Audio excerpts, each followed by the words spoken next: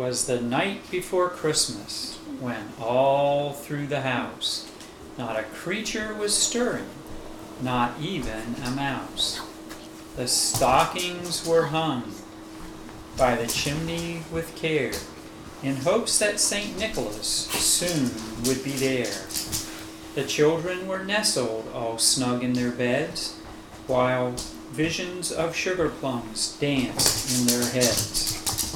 And Mama in her kerchief, and I in my cap, had just settled our brains for a long winter's nap, when out on the lawn there arose such a clatter, I sprang from the bed to see what was the matter. Away to the window I flew like a flash, tore open the shutters and threw up the sash. The moon on the breast of the new fallen snow gave the luster of midday to objects below, when what to my wondering eye should appear but a miniature sleigh and 8 tiny reindeer. With a little old driver so lively and quick, I knew in a moment it must be Saint Nick. More rapid than eagles his coursers they came, and he whistled and shouted and called them by name. Now Dasher, now Dancer, now Prancer and Vixen, on Comet, on Cupid, on Donner, Donder and Blitzen, to the top of the porch, to the top of the wall. Now dash away, dash away, dash away all.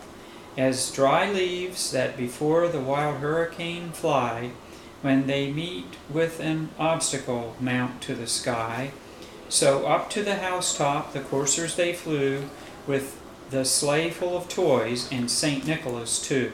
And then in twinkling I heard on the roof the prancing and pawing of each little hoof.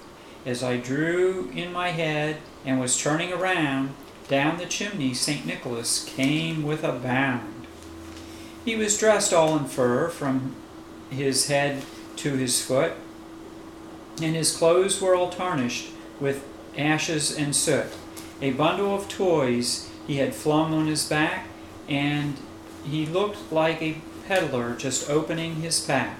His eyes, how they twinkled, his dimples, how merry.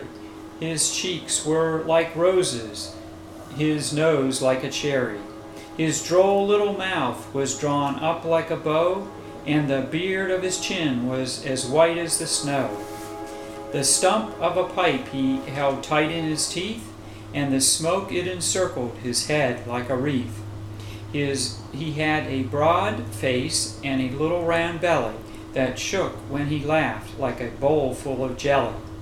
He was chubby and plump, a right jolly old elf, and I laughed when I saw him in spite of myself. A wink of his eye and a twist of his head soon gave me to know I had nothing to dread. He spoke not a word, but went straight to his work and filled all his stockings, and then turned with a jerk, and laying his finger aside of his nose and giving a nod up the chimney he rose. He sprang to his sleigh, to his team gave a whistle, and away they all flew like the down of a thistle.